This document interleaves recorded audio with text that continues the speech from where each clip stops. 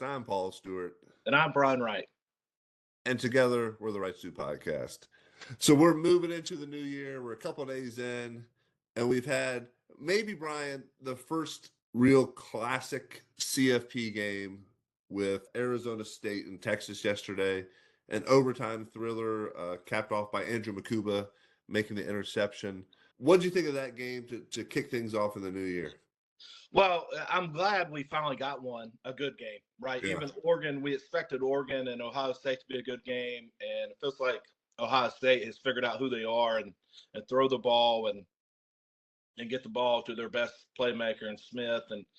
And dude, it was an awesome game. You know, not really having a dog in the fight, you pull for the underdog. Yeah. And so I was very much pulling for Arizona State. They had their chances. They had, in one of the OTs, it was a 4th and 13 that had to be converted. And then once that was converted, you felt like the momentum was going back on Texas's side. And then they scored first play on the next one and then got to 2-point conversion as well.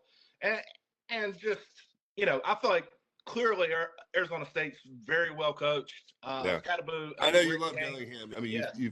you kind of praised him for the past month or so. And I think that game, you're right. I found myself kind of pulling for Arizona State a little bit, the underdog, and really didn't care either way. But Scatterboo, throw up on the sidelines and then come back and throw a pass and catch a pass and do the whole thing.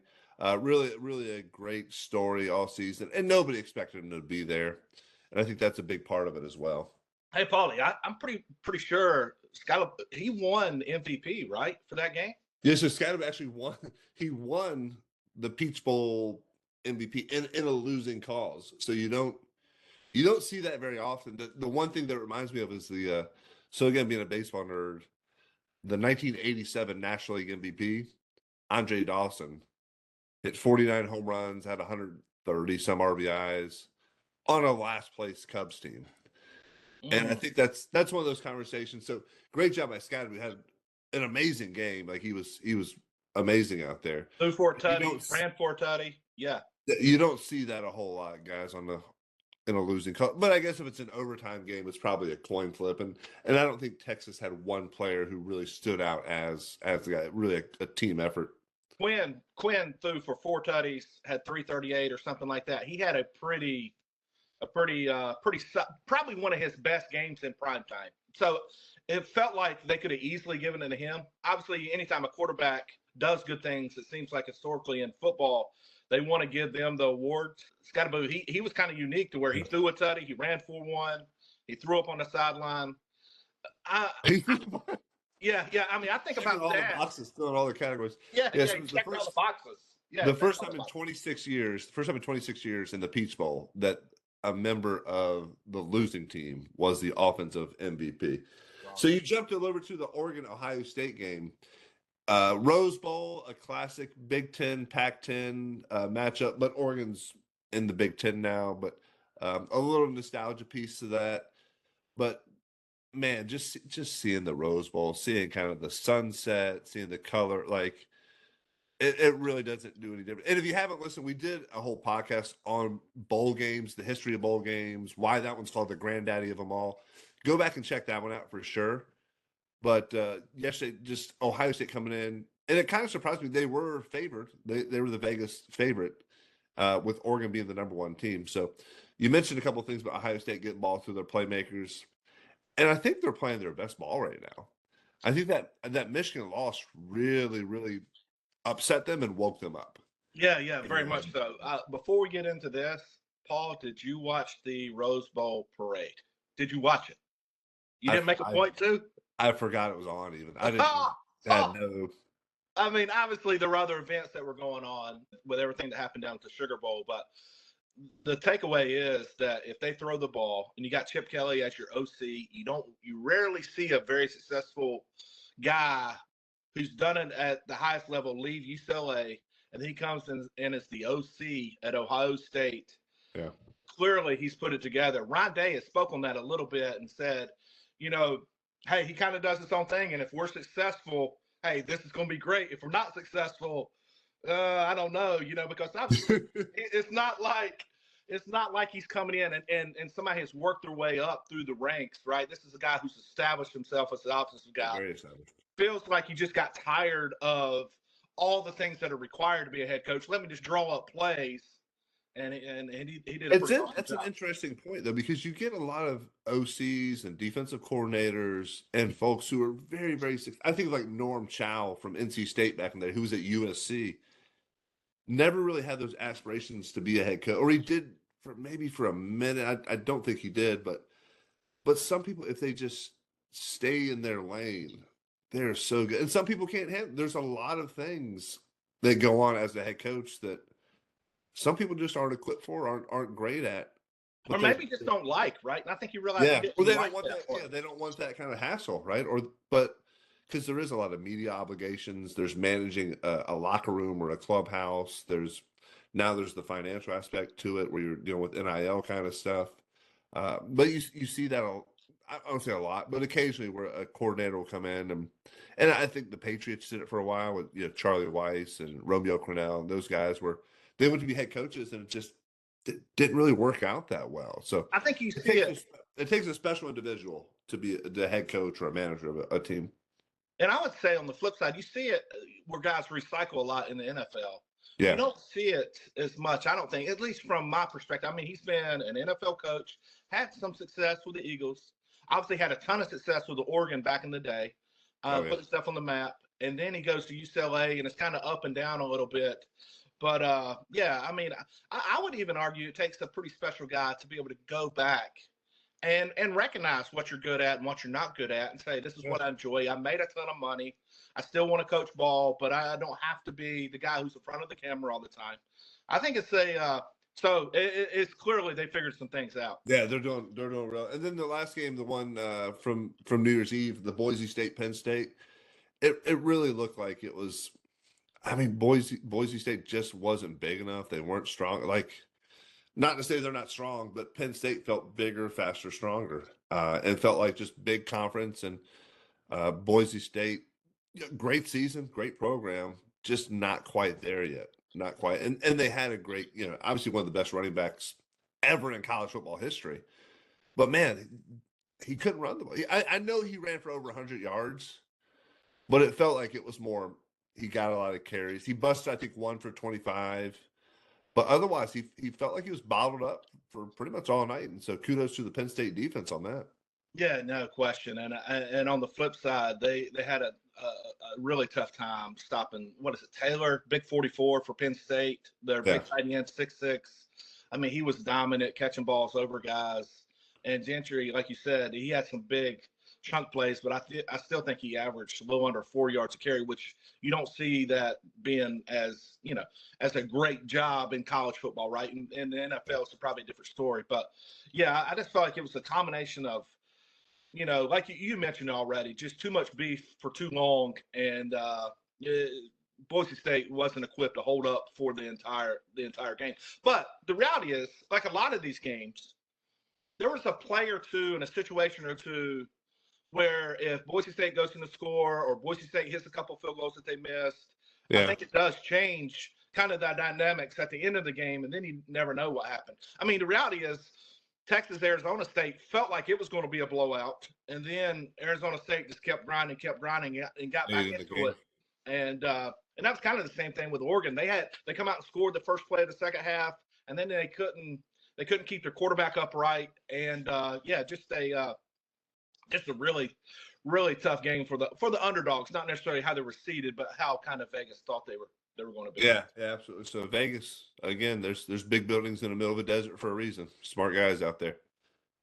So the one, and you touched on a little bit the Sugar Bowl with Notre Dame and Georgia. Obviously, our thoughts and prayers go to all the people that were affected in that situation. Just a really terrible situation.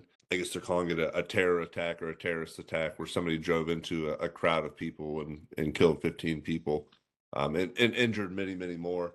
But and obviously the right thing to do was to hey, let's put a pause on the game, and a lot of that was for the safety of the players and the safety of just everybody around that situation. So the players were kind of quarantined to their hotel that day. They did a bomb check of the stadium. Everything checked out well. But there's been other times in history where play has stopped, right? Clearly for World War I, World War II. My senior paper in high school, I wrote on the effects of baseball during World War II. And so for high school senior, I thought it was pretty interesting. And this was pre-internet, so I was actually having to do some research and read books Open books in a and library. dive in there. Yeah. So, but it was interesting. Some of this, they had the women's league pop up. You talk about some of these players who went to war. Ted Williams lost 40 or 5 years of his career fighting in World War II in Korea, right? Imagine how good he would have been. And those are prime years too. So, but that another stoppage, the '89 earthquake during the World Series, right? They stopped the World Series for 10 days. And then as we move forward a little closer to this time frame, 9/11 is obviously the really really big one that happened, where they stopped play because of the terrorist attack in New York City and Pennsylvania and DC. And then Hurricane Katrina in 2005, the New Orleans Saints were displaced for most of the season. And yeah, came back, played the next year, and had Steve Gleason. Do you remember that block punt that he had in the Superdome No, for against the sure. Falcons? That They was show him because obviously he has ALS, right? yeah, he does. So He can't walk. Yeah, barely walk. But that was a. I remember watching that game and like shed a tear when that happened because I was like, dude, that was such a like as an adult, just like man, such an emotional play. And then the 72 Munich games had the Israeli athletes killed by the Palestinians, and then the other one, clearly more recent, was the COVID. How that stopped yeah. everything.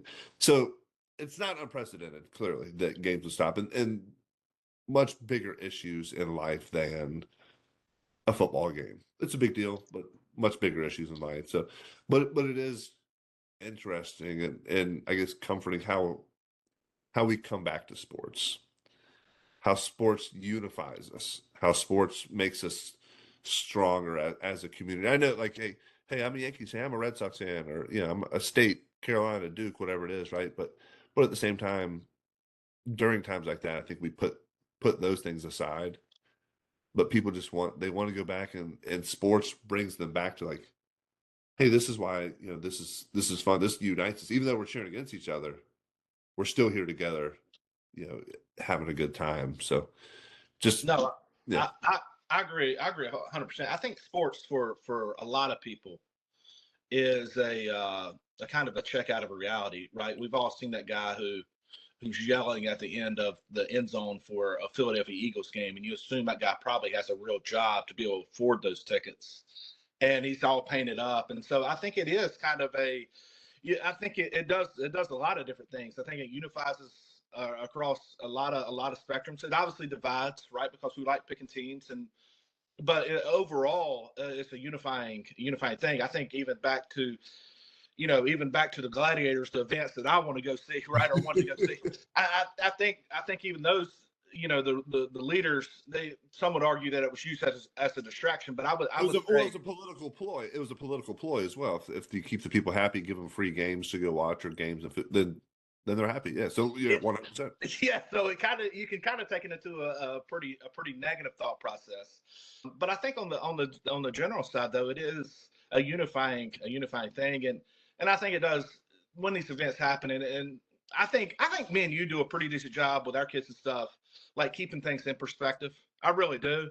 But there are times when we are seeing other teams, or maybe we're playing other teams, like, dude, it's 12, 13-year-old baseball. Have a little couth, right? Yeah. And so I think for a large majority of people, this is a kind of a reset. Hey, it's football. It's not the end of the world, right? There's bigger things.